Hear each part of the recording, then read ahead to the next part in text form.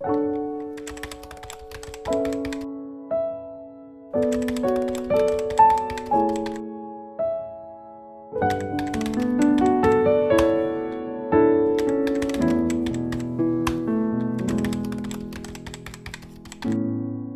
여러분 안녕하십니까?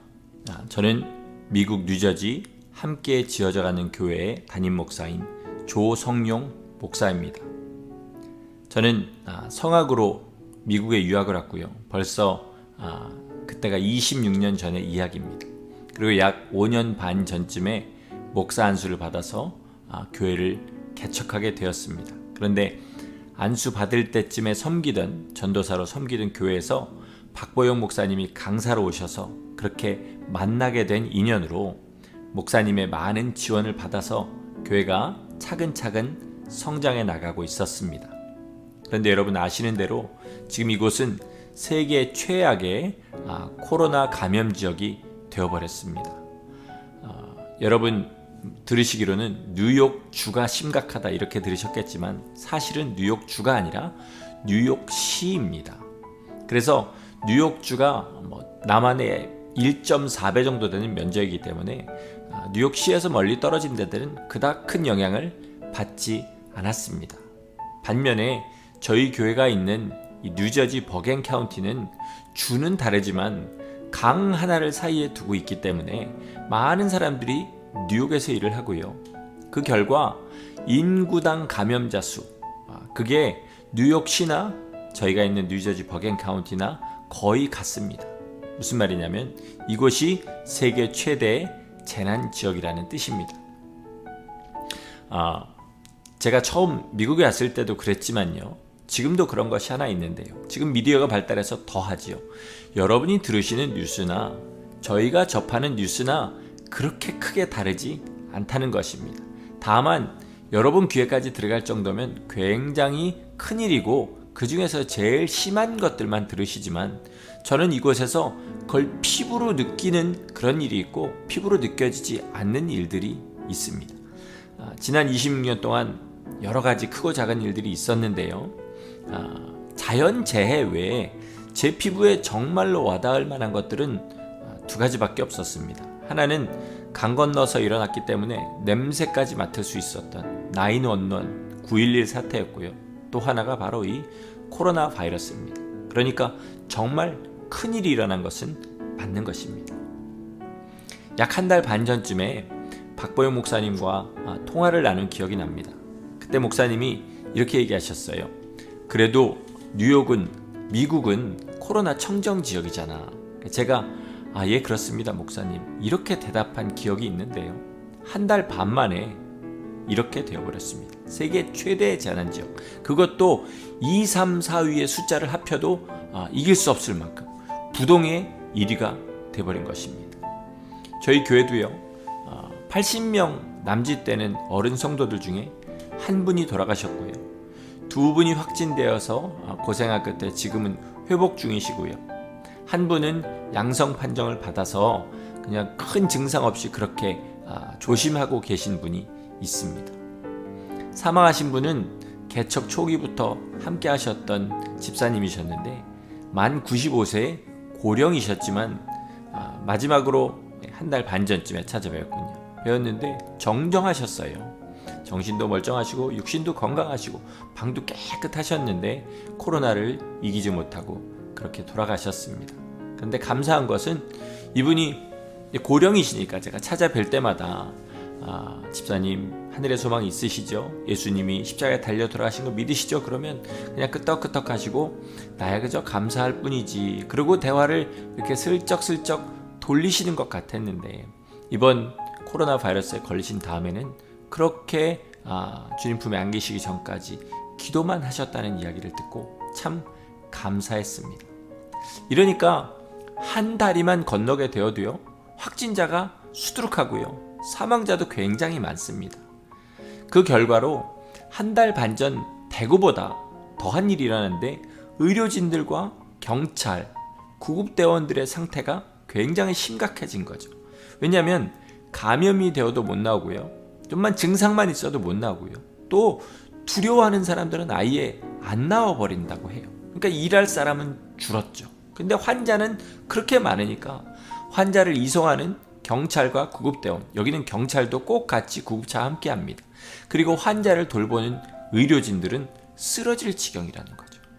설상가상으로 식당들이 다 문을 닫고 매점까지 그렇게 되는 바람에 이 의료진들이 먹을 것을 찾기가 또 어렵다고 합니다. 그래서 저희 교인 중에도 그러신 분이 있지만은 많은 사람들이 음식을 만들거나 주문해서 병원, 경찰서, 구급대 등에 배달해 준다고 합니다. 이들은 그곳에서 천사라고 불리고 있다고 해요. 또 더 감동적인 일이 있는데요. 그것은 예수 믿는 사람들이, 미국 사람들이죠. 병원에 자동차로 주차장에 모여서요. 차 안에서 기도회를 여는 겁니다. 영상에서 보시는 대로 사람들이 라디오 주파수에 맞춰서 간절한 마음으로 함께 기도하고요. 경적을 울려가면서 하나님을 찬양합니다. 병원 관계자들은 옥상 위에 올라가 가지고 그 기도에 함께 참여하고요. 어떤 사람은 병원 잔디밭에 무릎을 꿇고 그렇게 기도합니다. 또 이 시기에 특별히 고난을 당하는 사람들이 있는데요. 그 사람들은 빈민들입니다. 미국에 설마 끼니를 걱정하는 빈민이 그렇게 많을까 생각하시는 분도 있겠지만요. 어디에나 있는 가난한 사람이 미국이라고 없겠습니까? 사실은 여러분이 상상하시는 것보다 훨씬 더 비참하게 사는 사람들이 많습니다. 특별히 이런 지역의 아이들은요, 학교 급식으로 끼니를 해결하는데 학교가 문을 닫으니까 밥을 먹기가 어려워지는 거예요. 그래서 영국에서도 어떤 선생님이 20kg의 급식을 들고 다니면서 자기 반 아이들에게 음식을 전하는 그런 기사를 봤지만요. 미국에 있는 선생님들도 같은 일을 합니다. 그리고 어떤 학교에서는요, 아예 하루에 3끼 급식을 만들어 가지고 아이들이 와서 픽업해 가서 먹을 수 있도록 그렇게 하는 학교도 있다고 합니다. 저희 교회도 아까 말씀드린 대로 이런 일에 참여하시는 분들이 있지만요, 지금은 출입이 제한되어 있기 때문에 교회가 할 수 있는 일도 제한되어 있습니다. 또 어떤 분들을 섬기려고 해도 그분들이 사람을 만나기를 원치 않기 때문에 참 어렵습니다. 그래서 이번에 교회 확진자가 생겼을 때에도 정말 힘든 시절을 보내고 있는 분에게 가서 어떻게 만날 수도 없고, 그래서 목회자나 사역자나 성도들이 가서 바이러스에 좋다는 음식들 챙겨 가져가서 앞에다 놓고 그저 문 앞에서 기도만 하고 돌아오는 그런 거밖에 할 수 없었습니다.